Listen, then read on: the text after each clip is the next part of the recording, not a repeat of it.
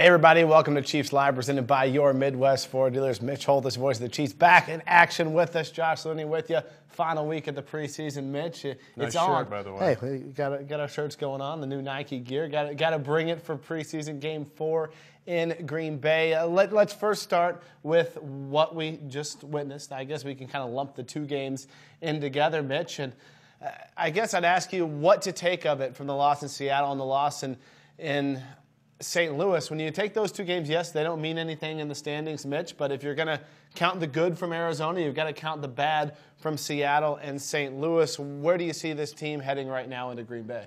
I'm looking for answers, just like people have asked me, what's going on? It's like a computer virus hit the defense for sure in the last two games, but I'm going to go, time to get the bobbleheads going. I'm going to go Deron Cherry. Return of the bobbleheads. Because this team does need comprehensive defense, and I think it starts front to back. And it's all 11 guys. From the standpoint of, Russell Wilson did whatever he wanted. There were some plays like Xavier Arena here, and offensively, it's a heck of a play by Matt to get the touchdown throw to Dexter McCluster. But honestly, to get wiped out 44-14, to really not stop Seattle at all. They scored 6 straight possessions, 3 field goals, 3 touchdowns. We know about the defensive pick 6. We know about the punt return. I'm going to start up front, starting at, if this is a monopoly board, it's at go. Not even Baltic Avenue, go. It starts to the basics in stopping things up front, gap control, knowing your assignments, making plays, covering on the back end. My concern, though, is basics, fundamentals, but also in the preseason, you don't want to have injuries, obviously, at all. But when they start to gang up in one side of the ball, which they are on defense, and at some positions, like left corner now, you really get concerned, and you start thinking about the Atlanta Falcons. I want to be positive here, but I got to tell you, I'm concerned. And I think they need to play well against Green Bay, for sure. I'm concerned as well, Mitch, but I do bring in something when I talk to fans about it, and I'd like your take on it. Player motivation, that's what I'm taking in. Now, I don't think that you can say players are unmotivated in the preseason. And what I'm talking about, of course, the young guys pushing for roster spots are gearing up. They're wanting to make this team. But I'm taking guys that you know are going to be part of your roster, that are your everydayers. Your guys like Derek Johnson, your guys like Eric Berry. And what I mean by that is, let's think back to the preseason opener. You're Jazz. You're ready to hit somebody else. You're in front of your home crowd. You're playing against a team in Arizona who's been on the road for 7 straight days. It's their second preseason game. It's kind of like we're ready to get home. The Chiefs, they come out and smash the guys, right? And you've been with them all week. And you've been with them all week. So you can kind of use that motivation. Then you go on the road to St. Louis. It's their first game. They just got smashed by, it's their first home game. They just got smashed by Indianapolis. They've got a little bit more motivation on their sides. And I don't see a lack of motivation. I'm not trying to say that. But I just know when I see Derek Johnson before a regular season game, and all these stars, how locked in they are. It really is a different level that they get to, and so I think it's okay to be concerned about the preseason, but at the same time, it's still not a regular season mindset. No matter how much a guy's trying to get ready for a game, I just don't think you can catch that level that you will when they go up against Atlanta. But that does not preclude you from being assignment sound. It's the old know your job and do your job. And I didn't get to watch the coaches' tape yet on the Seattle game, but I did the St. Louis game, and basically it was guys not doing their assignments. I've got such high hopes for this linebacker core, but I did see some things on the St. Louis tape in particular that got screwed up. Jumping a gap, trying to do too much maybe, taking a bad angle, and I think that's kind of all the stuff that Romeo's been talking about of being assignment sound. I don't care if you're amped up or not, whether it's the preseason or regular season, you have to be assignment sound. And to me, that's where it starts for the Green Bay game. Then on the back end, on the defensive side, to be good enough not to have just get picked on at one spot. Because the NFL, whether it's preseason or regular season, will find the runt pig and they go after it. So the goal is defense. Love that runt pig. It's a you runt pig. Realize that they use that like the highlights from the NFL. You said like something about the runt pig. It was against Indianapolis, and like the highlights, like you're going, it's a cruel, cruel world in the National Football League. That they like put that over on other teams' highlights. Now I saw it on a highlight on Sound FX or whatever on NFL Network. That was your call of the season last year. It is a cruel, cruel world, and it is. But you know this, man. You find the runt pig, and they go after you. Goal. No runt pigs. So, yes, it is a cruel, cruel world. But I think this week against Green Bay, whether that's Reeves, A.B. Elam, we can go right around the board because of the injury situation. No runt pigs. Well, there's going to be some runt pigs out there, and hopefully they're with Green Bay because here's the deal, Mitch. Last year, the Packers rested 9 starters in the preseason finale against the Chiefs. Their starters went 1 series on each side of the ball. See you later. Yeah, but they also went down the field like boom, boom, sure, boom, but touchdown. It was 1 series and gone. Yep. If you go Mike McCarthy, that's probably what's going to happen this week because in 2010, the Chiefs, this is their 3rd straight year playing Green Bay in the preseason finale. In 2010, Green Bay didn't even worry about dressing their guys. They rested, get this, out of their 75 men in that game, 41 did not play. They basically took their 3s and a couple 2s and said, go, play the whole game, and that's what they did. So you know you're not going to get the Packers. But their 3s and 2s were better than the Chiefs were last year in that game 4. I know it's 2019, Palco threw the pick 6, but still, you want to have a good showing in this game because you want to go into that Atlanta figuring out who you got, putting together a game plan with a feeling that's been different than it's been around here since the Seattle game. Yeah, and I get a feeling the Chiefs could be looking in line for maybe just a series out of their starters as well this game if they're efficient and their assignment sound. Romeo Crennel sounds like if they, kind of like Matt Castle after he threw the pick 6 and came back in for like a half series, got a few completions and then left the field. Like it was a pitching change. It was just he like, did. I He said did that on the radio. Quinn. He didn't want to have Castle in that way. It sounds to me that if they come out and lay an egg to start, Crennel's just going to keep going with them until they have something positive to end off of. If it's 1 series, they go down like they started Arizona, 3 and out, go down the field on offense, you could possibly be seeing the reserves in right after that. And I like Romeo's approach. Now, I've said, some veterans have told me that, hey, veterans want to know, am I going 2 series or, but I like Romeo's approach from that standpoint where he's not saying it's 2 series, 2 3 and outs and they come off the field. I like the fact that he wants them having a good feeling. If they go down and have another 72-yard scoring drive like they had against Arizona, I could see them coming off the field. But then Romeo feels like, all right, good, let's go into Atlanta. But to go out and just stink it up and have them come off the field no matter what, to me, is kind of a bad vibe. So I kind of like his approach where we don't know, they don't know going in how much they're going to play. I think it's important to win this game. I know it's crazy. It doesn't count, but it matters. We've gone through all that. When's the last time the Chiefs went 2-2 in the preseason? I'll think of it in just a second. Actually, it was 2008, which really? led to, yeah. Well, that's when never mind. Forget that. Maybe we don't want to. But prior to that, it was like 1895. I don't know. It was the Old Testament. But there needs to be a good vibe again. I refuse to believe, and I've tweeted this, that the 3 weeks that I saw in St. Joe were mirage. I came out of St. Joe so fired up. And I just refuse to believe that this is a football team that cannot not be in a position to win the division. Not to like in St. Joe. No, it was the great. day they broke is basically the day they went to St. Louis, and that's where the preseason's kind of taken its turn. Well, it's like I started my radio broadcast. I was finished a meeting with Romeo. It was the last night in St. Joe, and everybody's scrambling to pack and get out of there and then go to St. Louis the next day.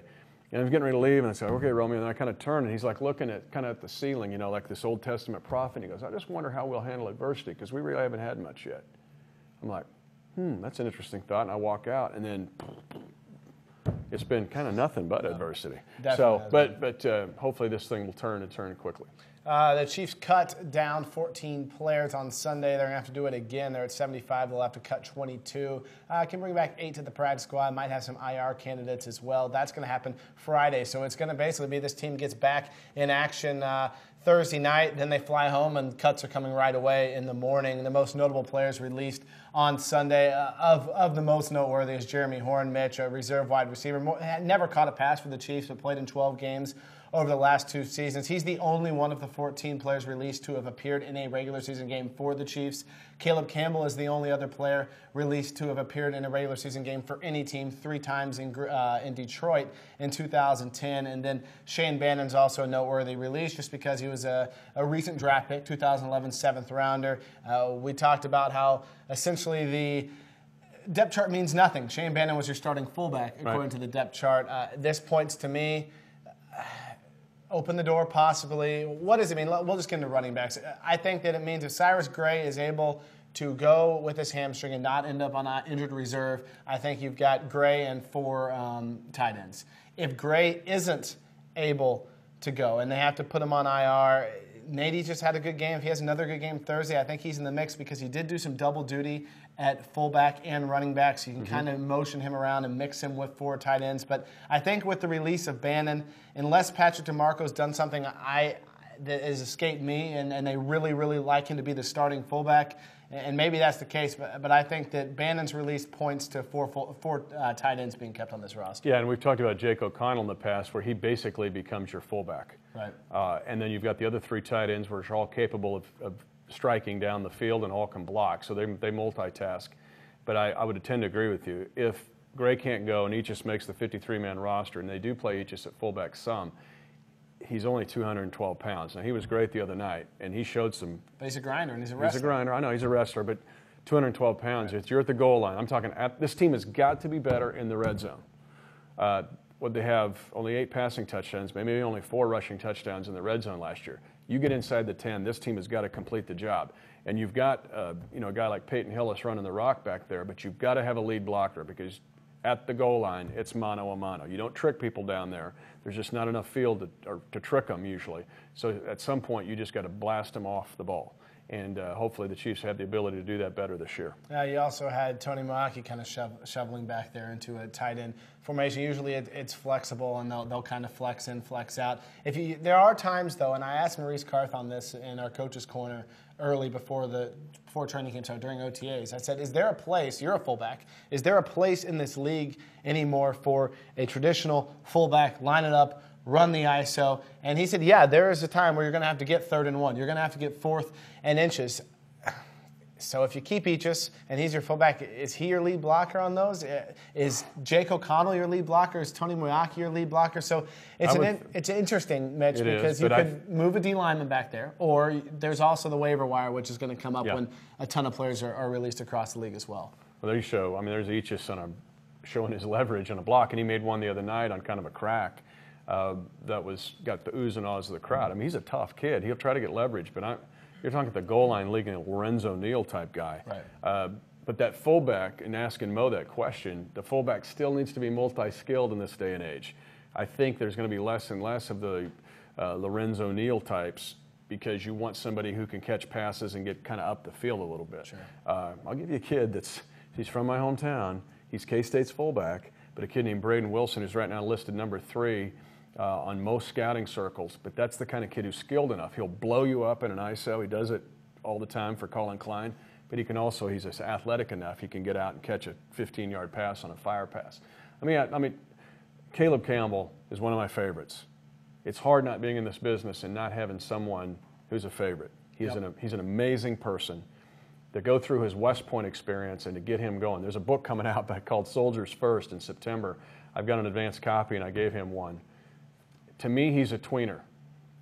I'm not saying that he's really a special teams Larry Izzo guy, I would think would be. But they've had him at inside linebacker, Josh. He really is a safety. Right. He's a safety, and he played safety at Army.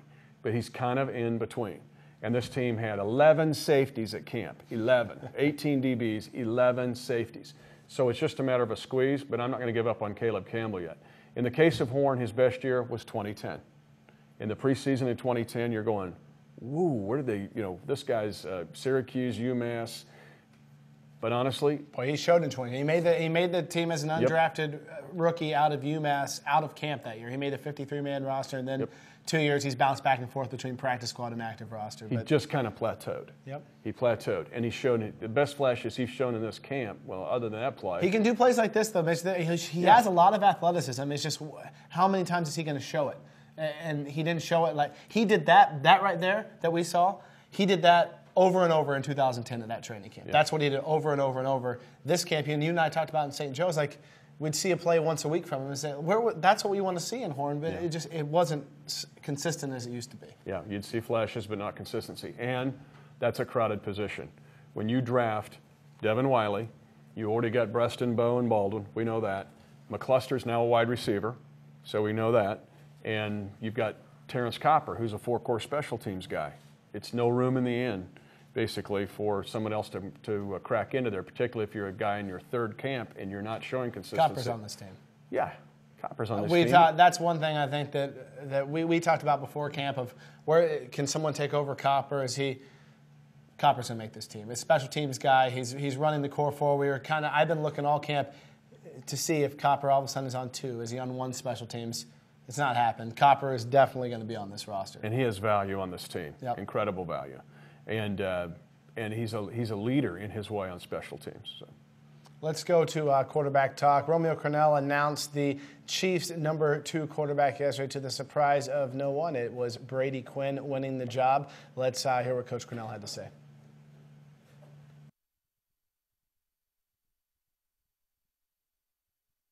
So, it's going to happen quick, and that's one of the distractions that the players have to deal with this week. The realization that the cuts occurred yesterday, and then the realization that there will be more cuts on Friday. So that's one of the distractions that we have to deal with, but it's part of it, and so we have to do that. So Brady Quinn is the Chiefs' #2 quarterback, Mitch. A lot of people, Stanzi's folks are still strong. When I wrote an article on it with all their comments yesterday, a lot of folks were still upset that it wasn't Stanzi. And what I told them is, Stanzi this was an even competition. Romeo Crennel, after practice yesterday, attributed to experience as a main factor of choosing Brady Quinn. But the guys have been even and going back and forth since May, Mitch, and really Brady Quinn just outperformed Ricky Stanzi this preseason. Yeah, the performance by Ricky at St. Louis ended up being just really, really tough for him.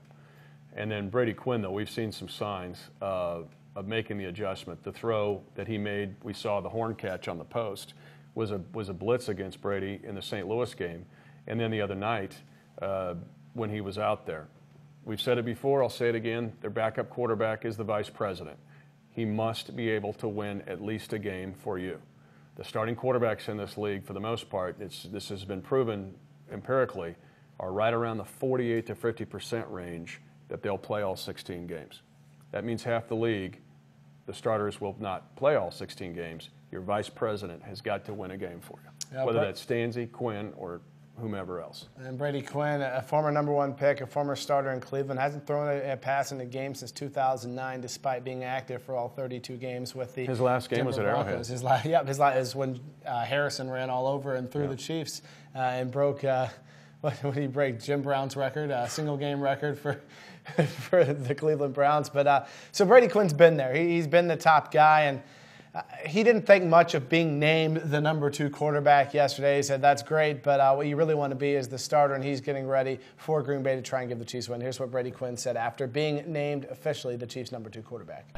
Regardless of whatever that title is, I mean, we're preparing for the season. Everyone's just trying to get better out here each day, especially after the past couple weeks.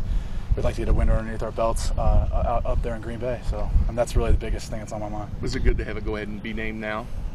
Again, everyone wants to be a starter in this league and play on the field. So that's really the ultimate time where I think you'd be pretty happy about having a title of sorts. So, look again right now. I mean, it's all about trying to do everything we can to prepare for Green Bay. Brady, those snaps for a backup quarterback are pretty important in the preseason. They might have to last you for a while. Do you feel like you've gotten enough, or where do you feel you are with that aspect of it? I mean, look, it's that's just how it goes for a backup. You're not going to get as many snaps, and you have to be prepared to just jump in and go play. So I've been accustomed to that over the past couple of years, and I'm ready for that. If that does happen in the season. Brady, you mentioned the last couple of weeks. How important is it to get a little rhythm offensively this last go-around before the season starts? Yeah, I think the biggest thing for me was just being new to some of the personnel here and kind of getting a rhythm with some of those wide receivers and those guys. That's something I think we've been able to accomplish throughout camp, throughout the preseason. All right, Mitch, the barometer is, can Brady Quinn, if called upon, win you one game? Because you look at Matt Castle and really any quarterback, the majority of quarterbacks through this league, they don't play all 16. Matt Castle has not played all 16 games in the season yet as the Chiefs starter in his 3 years, whether it's an appendectomy, whether it's a knee injury, or whether it was last year, the hand injury that cost him a quarter of his season. Can a guy win you one game? Tyler Palko could not last year. Well, he won one. He won one. Hail Mary. He won the Hail Mary. But Tyler Palko, Kyle Orton could. Tyler Palko could not. There's your measure. Yeah. And that's really what you're looking at with Quinn and Stanzi. And what Stanzi showed in the preseason, you have to go with Brady Quinn based off the two. Now, does that change if something happens to Castle? I think, obviously, it's a fluid situation because the Chiefs aren't done with Ricky Stanzi. I had some people asking questions. Is there a chance Stanzi gets cut now that he didn't win the 2 job? Stanzi's going to be the 3. They're still high on him. He's just not ready. He's not ready yet, and maybe he's ready in 4 months from now if the time comes. This is Ricky's really his first year. I'm not going to put excuses for him, but this is his first year. He didn't get on the field last year. Let's go back to the Green Bay preseason game. Palko was out there. Palco threw the pick 6. Chiefs are still going to probably win that game. They lose 20-19 because he throws it. Boom, they go back. It's game, set, match over. And Stanzi didn't get time in that game much. Right. So he didn't get time at all. And so this is really his first year. That doesn't, not an excuse for him to get sacked 4 times for 36 yards and a 4th and 1 at the 25, take an 18-yard loss for a blocked field goal, essentially. So, but you don't give up on him. You continue to work with him, and because, you know, there was too many good things at Iowa that you see in him, and he's got a good football acumen. So, yeah, you don't give up on him at this point. What I want to see in the Green Bay game is Quinn in and A.J. Hawk in, because A.J. Hawk is married to Quinn's sister. Okay, so here's Quinn at the line of scrimmage, and right across from him is his brother-in-law. So it's Thanksgiving Day, or it's, and better yet with the NFL, it's probably President's Day, and they're sitting there going, all right, let's go shoot horse, you know, or let's go, hey, you know, best It's like the backyard game right there. Yeah. Hey, I married your sister, dude. So he's got to put that in Quinn's face all the time. I'm with your sister. Now what are you going to do about it? That's what I want to see in this game. The world of NFL Hard Knocks has opened the window to kind of how quarterback competitions are addressed. You saw it in Miami if you watched the show last week with Tannehill and Matt Moore, and how guys are named, and named starters, named backups, whatever it may be. So Ricky Stanzi is notified before yesterday's practice that he will be the number 3 quarterback. He practices as the number 3 quarterback, and then he meets the media afterwards as the number 3 quarterback. Stanzi's learning something, because he had some pros answer and handled himself well, talking about losing the job to Brady Quinn. Here he was after practice yesterday. My reaction is, you know, wherever spot the coaches want me at on this team, it's my job to do that role, to help out the rest of the team. You know, we have a great quarterback room. We learn from each other. We learn from Coach Dayball. We learn from Coach Zorn. So, you know, that's our focus as a group, is to try to, you know, do what we can to help out the rest of the team and to keep our room playing at a high level. Is there any sense of an opportunity slid by a little bit, or just being there working still? You know, just keep going to work. I mean, that's what you can do. You go back every day, you know, try to compete, and your job is to know what you have to do mentally, and then come out here and be able to transfer what you're doing in the classroom to the field. No disappointment of any kind, or? No, you know, like I said, just continually trying to work and get better. And for all you Alex Tanny fans, I know you're doing the math. 1 Castle, 2 Quinn, 3 Stanzi. Cuts are coming Friday. Alex Tanny probably not keeping 4 quarterbacks, Mitch. Tanny has yet to take a preseason snap. I do think we will see him in action this week. I think he will get into the game. His roster situation hasn't changed much since going into this camp. He's wanting to get on tape against Green Bay. He wants to try and get a practice squad spot, try and work and continue into playbooks. You never know where your NFL career takes you. But he has shown a little bit in practice, enough to where the Chiefs wanted to keep 4 quarterbacks into this week, and I think they're going to reward Tanny with some snaps, whether he ends up on the Chiefs practice squad, whether he ends up with another team, whether somehow the Chiefs say we just can't part with any quarterbacks and we keep 4 and the unthinkable happens. Tanny has shown enough in practice for Romeo Crennel to want to keep the guy on for at least another week. Here's what Romeo Crennel said about keeping 4 quarterbacks this week going into Green Bay. Well, we kind of like the guy a little bit, so that's why we keep him. You know, if we didn't like him and we didn't think he had ability, we'd let him go. You know, but he's an unproven guy, but we like some things about him, and he's still trying to learn the system, and there might be an opportunity for him, you know, this game. And I do think that Tanny can see action, Mitch, because if Castles isn't there and efficient, you may see Quinn take over in the first quarter, finish the half, and you might see Ricky Stanzi third quarter-ish, and maybe Tanny goes the whole fourth. He could possibly do that. Romeo Crennel talked about his plan for the starters this week, and we already alluded to it. He wants to see efficiency, and then it's kind of open game to take them out. Here's what he said.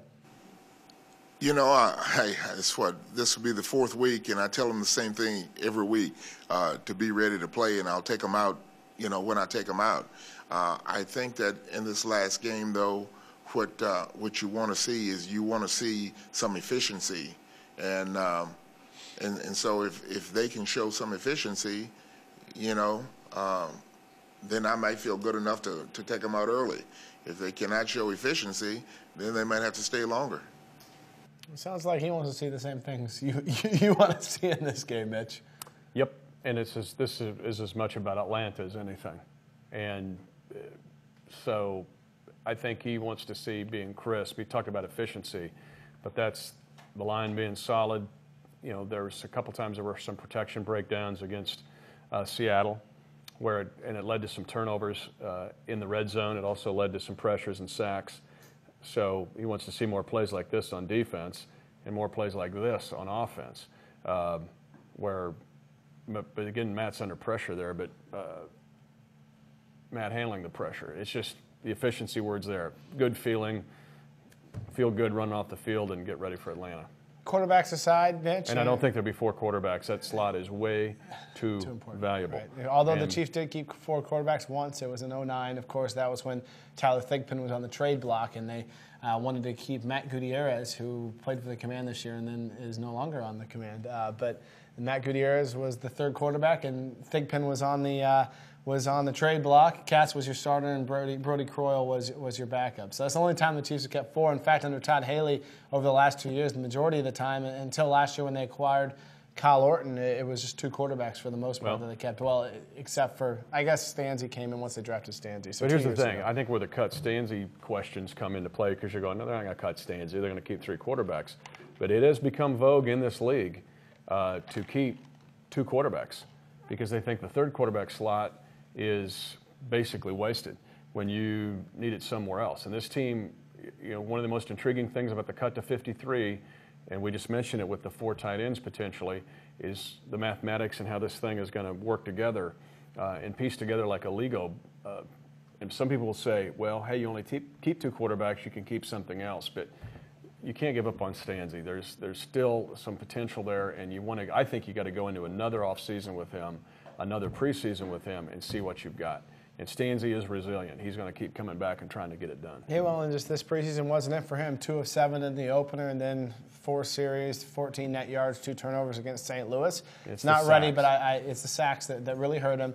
And some of those sacks weren't his fault. Others, he's double clutching, looking for outs. You say 2 and 2. 2 were his fault. 2 were poor protection against St. Louis. 2 were a jailbreak. I mean, but two were got it, and the 4th and 1's inexcusable. Yep, I agree with you. I think Stanzi's roster spot's fine. You bring him in next year. Maybe he gets a pass off this year. Who knows? And then if he has another poor preseason next year, then maybe we're talking, does he make this roster or not? We'll take a quick break. When we come back, we'll be looking at potential battle spots as the Chiefs try to cut down to 53 and what to look for in this upcoming game. We'll be right back. I pull up to the game, and all I smell is barbecue. I see everybody with their jerseys on, just out tailgating. Everybody's yelling, honking their horns in their cars, offering me barbecue on the way before the game. I mean, everybody's just friendly. I mean, it's just a wonderful city to play football in, man. Our fans are good in the stadium and out of the stadium. They just treat everybody with respect, and you gotta love that. This city is built like a family. This is a great place to be, and I love it.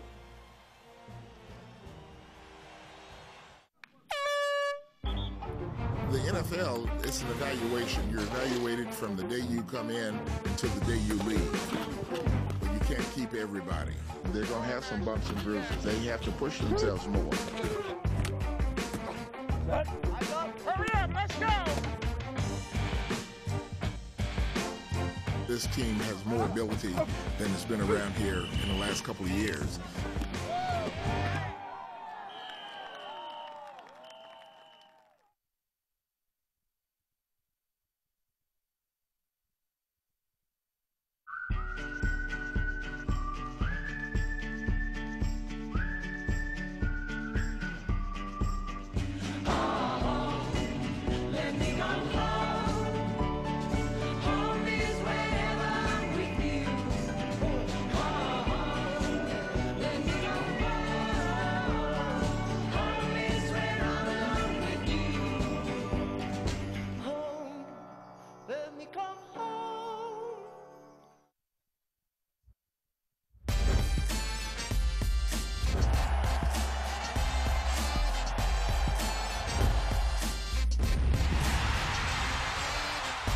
Across the 40, Charles is gonna go! See you later!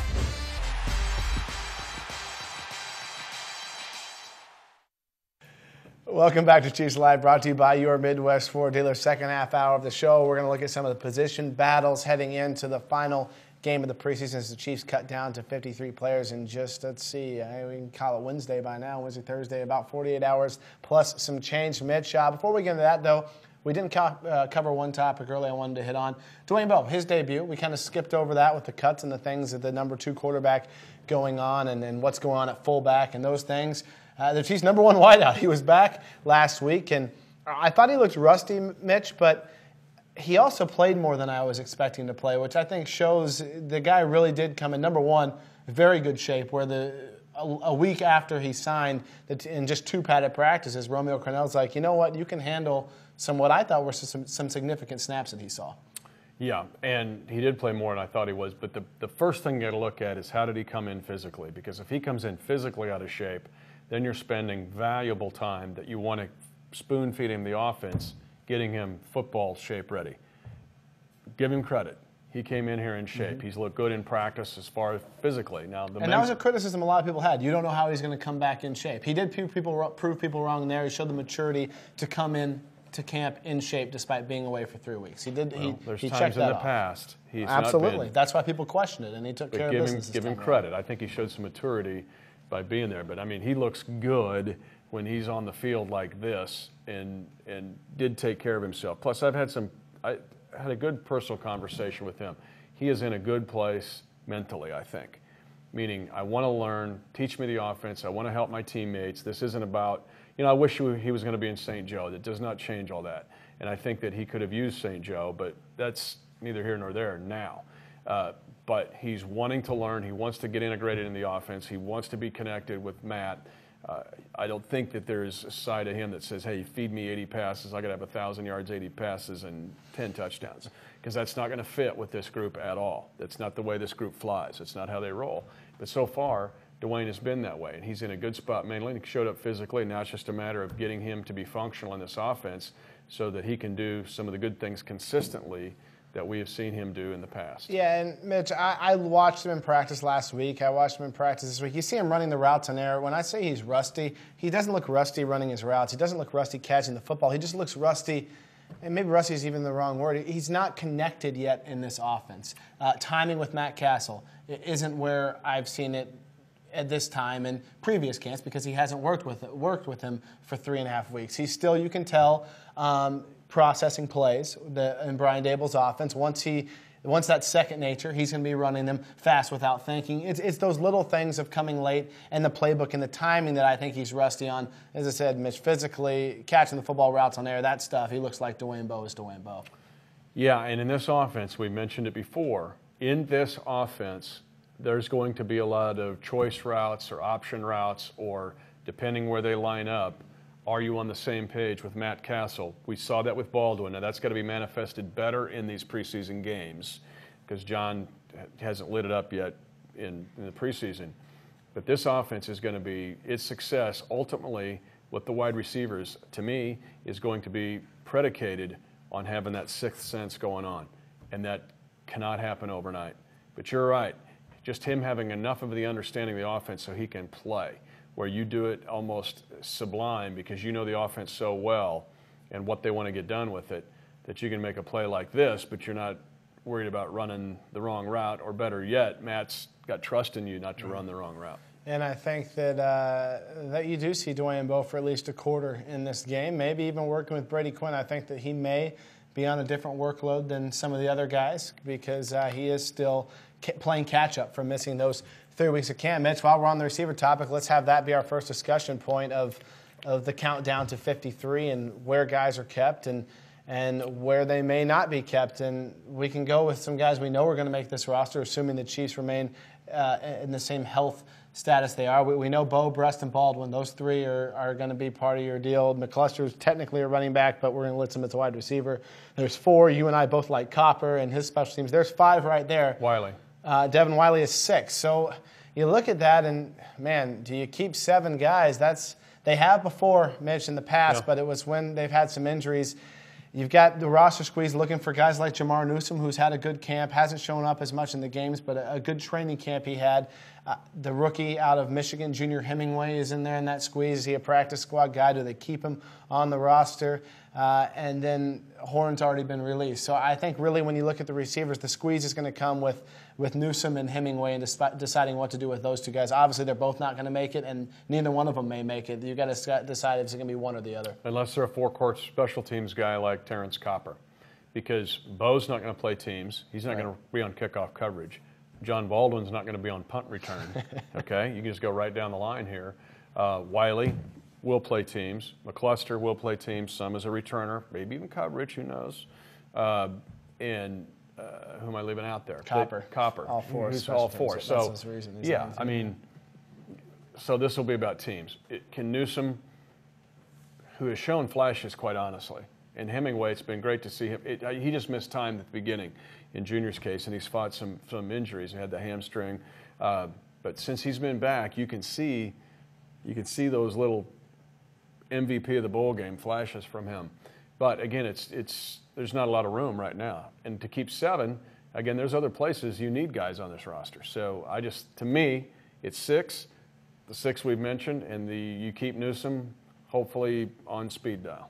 Keep him on speed dial, and then so you go Hemingway, possible practice squad. He'd be great on the practice squad. Yeah, we'll see what happens there. And he has been coming back from that groin. You never know if it's a longer thing. Maybe that's an IR type guy. You never know with guys who have been injured how things end up happening, because he's kind of been limited and trying to come back, not fully back. So you look at how. And same thing with Gray and Minzy.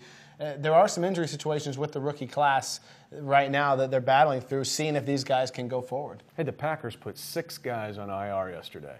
The Packers had to make 10 cuts. 6 of their 10 were 6 guys going to IR. And when I looked at them, I'm going, ooh, redshirt season, redshirt.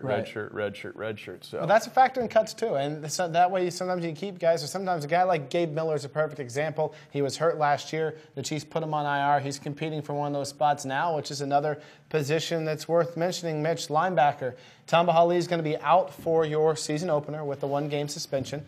So you've got Edgar Jones, Cam Sheffield, Andy Studebaker, and Gabe Miller all competing for time. You may keep one you might not have kept before because of the Holly situation. When I look at those guys, I think Studebaker has a roster spot. He's a special teams guy. He's one of the more consistent guys. Romeo Crennel's already mentioned a possible pinch hit role for him. Justin Houston obviously is going to be your starter on the other side. You probably still have room for 2 more. Tamba Hali does count on your 53-man roster, so keep that in mind. You don't get a free pass with him, even though he's suspended. I've liked what Edgar Jones has done the last few weeks, Mitch. In fact, Romeo Crennel mentioned him today in his press conference as a guy who they feel like they've liked what he's done. He's a core 4 special teams guy. There you go. He's shown a little bit of pass rush blitz. What does that mean for Cam Sheffield? I don't know. Maybe they both make it. Maybe Sheffield's a guy that they say we want because he might be of the best of the rest, might be the best pass rusher of that group. It's interesting roster dynamics at outside linebacker where that position kind of looked set before the news of the Hali suspension came. To me, linebacker is a much more compelling discussion than wide receiver, and it becomes a numbers game. Right now, do you keep 5 outside backers, which you've alluded to? You keep 4 inside. That's what I think they do, and they have 9 there total. So when you're you're putting the 53 together. The other issue that you didn't mention is Corey Greenwood's knee injury, and the fact that he has been out now with the knee issue, and he is your backup weak side backer on the depth chart to Derek Johnson, and he is a 4-core special teams guy. Which is why I brought up Edgar Jones too. If Greenwood can't go, Jones can be a core 4 type guy. Take Greenwood even out of the linebacker rotation. What he brings to you on special teams has been irreplaceable the last 2 years. I mean, and he has prominent roles now. Very prominent. Prominent roles in those, where he's kind of like a Terrence Copper of the defense. Yep.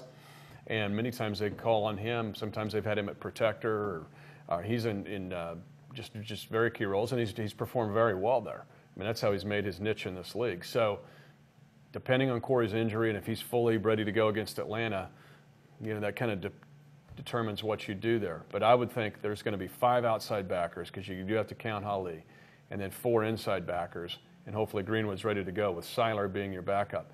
But you mentioned Sheffield. To me, Sheffield is a compelling part of this discussion because of the 4 best rushing linebackers on this team. 1, obviously, is Tamba Hali. 2 is Justin Houston. 3 is Derek Johnson. Derek can do everything. Sure. But then 4th is Sheffield to me. Right. All right, Tamba's down. You got those other 3. If you're going to pressure and put some heat on Matt Ryan in that opening week against the Atlanta Falcons and still cover the flat, to me, based on what I've seen since he's been here, your best option is Cameron Sheffield, a healthy Cameron Sheffield. And also with the Greenwood situation, keep an eye out for Leon Williams. He's been getting more and more play time. He's actually the preseason's leading tackler right now. They're getting a long look at Leon Williams, and that may be potentially because of Greenwood. Maybe Seiler, who had the Achilles last year and had kind of ankle stuff early in camps, hasn't been out for a while. He's shown he can be healthy the last few weeks. But Leon Williams is another guy that's interested in me, Mitch, so keep him circled as a possibility to be on this 53-man roster. Well, he's as well. Been out there, too. He's played in this league. So he's kind of the Jock Reeves of the linebackers, right? Is where they see Leon Williams. No, you mentioned Jock Reeves. Let's talk defensive back. So this is an interesting setting heading into week one because I think your roster looks different than it would have 2 weeks ago because of the injury to Kendrick Lewis. Still no timetable. Don't know if he plays against Atlanta or if he doesn't. But he won't be playing this week against Green Bay. Hasn't practiced yet. Started some strength motions in his arm and his shoulder this week, which is a positive sign. That means you're getting closer to rebuilding. He's out of the sling. Another positive sign. The reports of Brandon Flowers out of his walking boot. Another positive sign. Of course, he hasn't been on the practice field for a full practice since July 31st, Mitch. And he actually went down early in that practice. He went down early in that practice. Ostensibly the 30th of July. Yeah, and so that brings up the corner situation, which looked like Jaleel Brown was going to go, but now he's got a groin and can't practice this week. It doesn't look like he's going to play, so you wonder what his status is going into the season. So all of a sudden, Jock Reeves looks like a guy who was on the outside looking in to a guy that is intriguing to now a guy that may very well, it could potentially be your starting cornerback opposite Stanford Route week one against Atlanta, but definitely in the equation to earn a roster spot, no doubt. Well, Reeves is not only the Leon Williams of the DBs, he's also kind of the Brady Quinn of the DBs from the standpoint is he's not played an NFL game since 2009. Now, he was a full-time starter with the Houston Texans. Let's go way back in his life. 08 he was, 16 games. 16 games, and I think 12 maybe in 09. Played in 12, started 5, but broke his leg in 2009. But since then, because of a variety of reasons, and he was late getting to camp with his mother who passed, and so it's a tough situation. And it always tells you when a guy takes that responsibility within his family, to me that's a great sign. But if that's your starting left corner against the Atlanta Falcons, he better get a good night's sleep the night before because they're coming after him. Because Atlanta will see he'll pop up on Atlanta's radars. That's the runt pick. Yeah, you can read about Jock Reeves tomorrow. I'm working on a story on KCChiefs.com. Reeves, I wasn't sure if he was going to open up about his reasoning for being away from camp early this year or really missing the last 2 years of football. You mentioned his mother passed. Jock had the personal issues with his mother getting sick, and really, football kind of went to the side for him the last 2 years, trying to balance that passion. And he talked about it yesterday. He really opened up and talked about what he battled and how he kind of came back and regained that passion for football after his mother's death. He's been through a lot. He's kind of dedicating this season to his mom. And it's a story that you really want to pull for because, yeah, regular starter in this league, has a broken leg, kind of out of football, loses his passion for the game a little bit as his mother's sick. He goes to be with her. Football's not so important right now. And then now football is back in his life and is a passion. And he's going through after his mother's passing, which caused him to miss the first week of training camp. Jock Reeves yesterday talking about some personal things, also talking about how the Chiefs' defensive backfield looks like it's setting up with the injuries. It wasn't hard. It's something I love, so it's kind of easy to get back into something you love. I mean, you always work hard. You always try to get better every day, but when you love something, it's easy to try to get back into it. Okay, so you broke your leg at the start of 2009, and then you missed 10 and 11. Yeah. So that broken leg, was that part of the reason why you didn't play for a couple of years? It was part of the reason. Another part was my mom's health. Okay. She had transplant surgery, so I'm her only son, so I had to take care of her, get her right, and that came first at that time. What kind of transplant? Liver and kidney. Where was this? Where? In Dallas. In Dallas, okay. So why KC? How'd you end up here? I mean, I came on a visit. I love the coaching staff. Everyone seemed down to earth, and it's a good opportunity for me. So the secondary right now is a little bit of patchwork. I mean, you're now, in Brandon's spot, and Stanford's new, and Abe's new and Eric's kind of new too. Having missed how do you have Atlanta coming in with those guys, Julio Jones and Roddy White? How do you put this thing together? I mean, we have some veterans back here. We got EB back. I mean, it's an opportunity for me, and I'm just here to try to help this team win. Try to make some plays and get this team over the hump. You said easy, but there's got to be some hard parts. I mean, what's the toughest part about knocking off the rust from being out a couple years?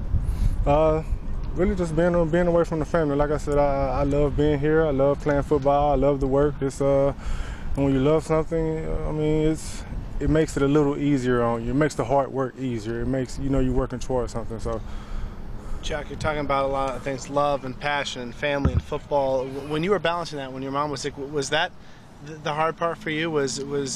Did you feel you had to pick one or the other, and you focused on your mom, and now you're focusing on your career? Yeah, I did. At that moment in time, like I said, I'm her only son, and I felt like she needed me there more than I needed to be playing football. So that's the choice I made at that moment in time. And when did you make the choice that football once again became something that you could chase again? Well, once she had the transplant surgery and was back on her feet, that's when I made that choice.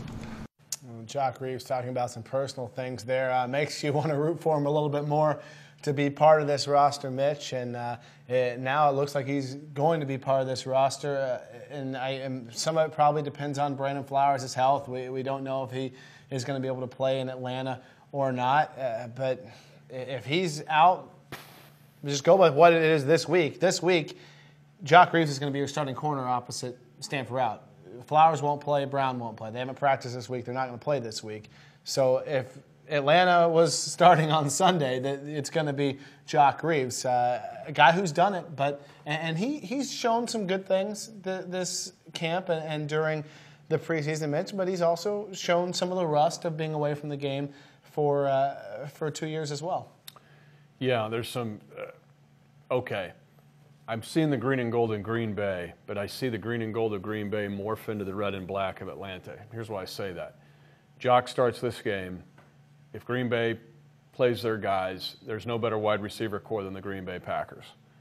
At some point, you're going to see Jordy Nelson, Greg Jennings, Donald Driver, James Jones, the Cobb kid from Kentucky. It's not even fair. He's like their fifth guy, and he'd be starting for a lot of people. So that's what he'll see, at least to start this game. Okay, get used to it. If you're going to be out there against Atlanta, here comes Julio Jones, Roddy White, Douglas, who can run. Even Kerry Meyer plays the slot for them. I mean, they've got some real weapons on the Atlanta team. That's what you're seeing. So it's kind of the same feeling I had going into the game against Seattle, because I knew, I said the microscope when we were talking about the radio broadcasting going in is on Jaleel. Because you want to think this is not about Seattle as much about Atlanta. Jaleel struggled. Seattle came right after him. I think they saw that from St. Louis. Right. And Jaleel's at the beginning. He's at the infant stages. That's why I'm saying no position has been affected more in this preseason than left, corner, back. And Jaleel's guy, he's got a lot of upside potential, but they've used Jaleel now at that pennybacker position, which is played by Barry. Yeah. Now they put him at left corner. He plays right corner. He gets injured at right corner after he'd been playing left corner. So I think with the case with Romeo, they just want what do they have with Jaleel right now? And how does that affect the Jock Reeves situation? Well, okay. If Jock Reeves comes out and performs very well in this game in specific, now you start to maybe rethink what you're going to do in behind Brandon Flowers. So there's a lot of dynamics here going on at that position, how it affects the rest of the secondary, and quite honestly, how it affects your 53-man roster. How many corners, how many safeties? Daniels counts as both. Do you keep 5 corners, 4 safeties, kind of like the linebacker position, which is what I think they'll do. I still feel okay about the safety position. I think you want Kendrick Lewis back there, but Abe Elam has shown that he can do good things, even like a Tyson Hartman. I mean, I feel good about that spot, and the fact that Daniels can play both. I agree with you, Mitch, 100%. The safety situation, unless there's another injury that happens, isn't near as bad off as it was last year. One, because Eric Berry's not the guy that's injured, but the corner is the bigger concern, and exactly what they're going to do. Yes, Jaleel Brown, great OTAs, great job in that pennybacker role, then moving to outside to see what he can do, and he struggled going for Flowers. Jock Reeves has some dust on him. Are there guys that you could pick up off waivers from other teams?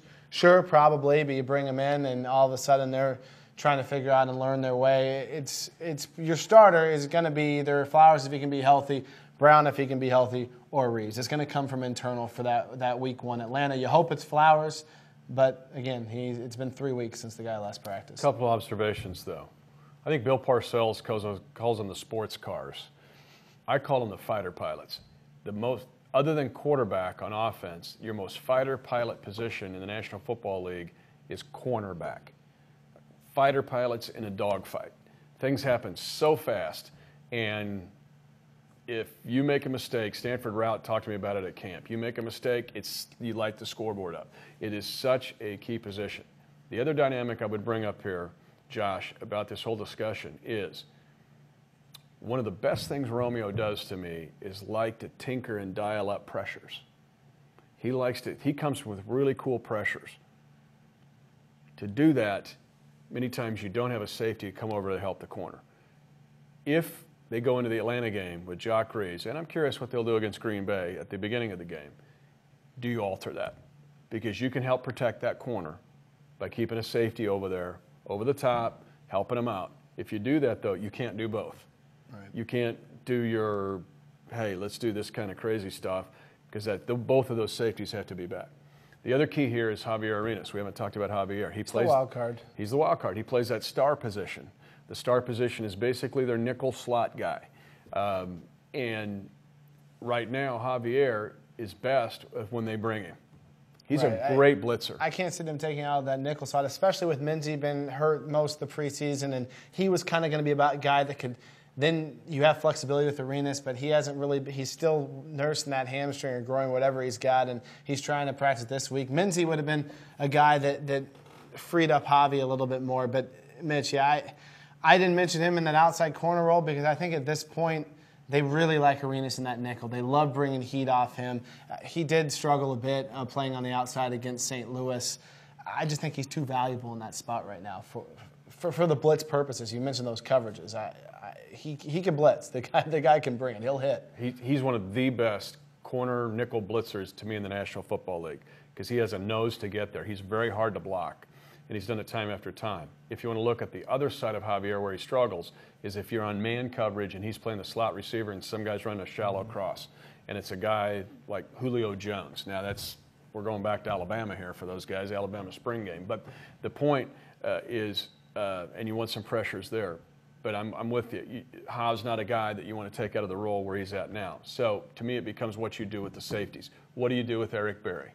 Because they've also liked him in this preseason a lot, being up near the line of scrimmage. They've kept him there, even with the Lewis injury. They just moved Daniels back there with Elam. But I wonder, as an adjustment, to have him back because we saw Eric do some good things coverage-wise in St. Joe. I think he's really improved there. People have kind of been on him. They got into a communication issue the other night. Seattle basically just formation and flanked him into an easy touchdown to Kellen Winslow Jr. That was on them. That's on them in the secondary to get that discussed and lined up and do it quick. And Seattle saw something and snapped a quick, easy touchdown. That can't happen against Atlanta. No easy touchdowns. But the corner position, to me, is going to dictate right now the injury spot, particularly at left corner, how the 53 comes together, at least to start the year. We've just got a few minutes left, Mitch. Let's touch on D-line. Anthony Toribio looked like he had a roster spot locked up. Left the game with an ankle injury. Romeo Cornell said he's been keeping weight off it this week. They haven't put him on IR or anything like that yet, but it doesn't look like he's going to play. So now all of a sudden, it's not as big of a roster crunch, but you take a hit because this has been your best nose tackle throughout camp. Dontari Post still kind of that pass rush guy. He may get the start against Green Bay in the 3-4. You've got the other Poe who showed up a little bit the other night. Amon Gordon's in there. Fans want Sean Smith to come in and arrive. You've got Rapati over there on the outside. I think the numbers crunch, it gets a little bit easier on the defensive line if Anthony ends up heading to IR or is out for the well, I guess if he doesn't head to IR, he's going to make this team. He's going to make the roster if he can play. So I guess you may still have a crunch there. I think this just throws a whole nother wrench in the discussion. What do you do with Toribio? The good news on the injuries the other night, Glenn Dorsey's practice this week, it looks like he's going to be fine, and he had the left knee scare in that game. But the Toribio injury opens the door for a whole nother discussion in what you're going to do with the defensive line. Well, it affects Dontari Poe from the standpoint where we've said this. They wanted to have him in beginning swimming lessons, bring him in as one of the down guys when they go to their pass rush package and just get him up the field, much like they used Alan Bailey last year, and Bailey got hurt the other night too. That's another one. Right, and he may not play this. I forgot about that. Yeah, the D line has some injury issues right now for sure. So does the whole defense. I mean, it seems like everywhere we go. But that puts Poe now, Dontari Poe, in your base zero technique. And how will he do in that position? So basically he's going to intermediate swimming lessons, being able to do both. Jarrell Poe, to me, becomes another part of the interesting discussion because he's had flashes. He, frankly, to me, has looked better in games than he has in practice. He's a gamer. That's fine. That's fine. But all these issues on defense, to me, is a fulcrum going back to starting up front, going front to back. Against the Arizona Cardinals, the defensive front was outstanding. One of the best I've seen in the last several years, regular season or preseason, because you weren't necessarily relying on linebackers to make plays all the time. There were plays up front, 7 sacks in the game, 3 by defensive linemen. Okay, and it wasn't necessarily in the sub package, it's in the base. Toribio blows up a run right away by defeating Sendline, the center. We did not see that, Josh, to be honest, in St. Louis or Seattle. We didn't see it. And so against Green Bay, they want to establish the run game. That's kind of their Achilles heel, quite honestly. We know they can throw for a zillion yards, but they lose to New York in the winter time because they don't have a great running game. So I want to, other than Jaleel Brown the other night, I wanted to see the defensive front 7. How would they do? Assignment sound, gap control, blow a play up every now and then. We saw it against Arizona. We didn't see it the last 2 weeks. And against Atlanta, it would be nice to see, even in a 2-gap scheme, just blow something up right now, make a negative play on a negative run. And without Toribio, who's going to do that? Is that going to be Tyson Jackson? Is that going to be Brandon Bear? We want to see it. Do you keep 6 of these guys or do you keep 7? That's another big issue here. Because if you take a 7th D lineman, that's coming from someplace else. Is that the 10th linebacker? You say 7th? Well, then, right. Is that the 10th linebacker? Is that the 6th or 7th receiver? Like, it all goes. Is that 4th tight end? Is it the 9th defensive back? There's a lot of decisions this team has to make. And even though the starting line, you can kind of pencil in your starters that are healthy, there's some injury situations to take into account. There's a suspension to take into account. And it's going to make some tough decisions coming on Friday, Mitch, because some of these decisions that are going to be, do I cut this guy or not, you're going to play the guy that you keep against Atlanta if it's in the secondary, if it's at outside linebacker, where you may be debating between 2 guys, when sometimes you're debating between like Brandon Bear last year. Let's keep him on the roster, but he can kind of be a redshirt guy that we keep inactive. Some of these decisions for the Chiefs, because of the situation they're in injury-wise and with Tom Bahali's suspension, you're debating between 1 or 2 guys in the roster. That guy's going to play on week 1 in Atlanta. So I think there are some interesting decisions. Well, let me say that too, because we think the 53-man roster is chiseled in stone like Moses with the 10 Commandments coming down from Mount Sinai. It's not. I mean, we've seen the 53-man roster change after it's announced 2 days later. Now, it does get affected if you're a vested veteran. Right. If you're on the beginning 53-man roster as a vested veteran, then you get paid for the whole year. But in most of these situations, what's vested veteran? Is it 4, 3? I think it's 3. 3 years in the league. I'd have to look it up. The point is that also affects how you do your roster because, like the Terrell Owens situation in Seattle, he makes their roster. They're going to pay him. They don't want him in 2 weeks. They cut him. They're paying him. So you got to really think about that when you put your original 53-man roster. But what I see, and the point you're making, and I agree with, is with the Chiefs, this 53-man roster is going to be for Atlanta. Yep.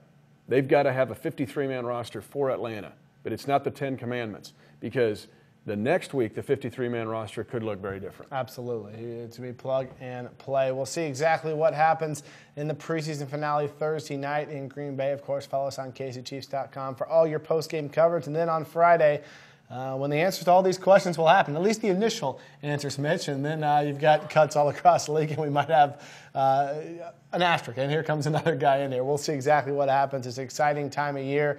For us, probably not for the guys if you're on the bubble, but definitely an exciting time of year for us as fans and people who cover the team. Need some positive karma. The late Tony DiPardo, buddy. I'm just thinking positive karma from the trumpet to get these guys healthy. In this preseason, with the victory carried into the regular season against Atlanta, we will see you Thursday night in Green Bay. Take care. Thanks for joining us on Chiefs Live.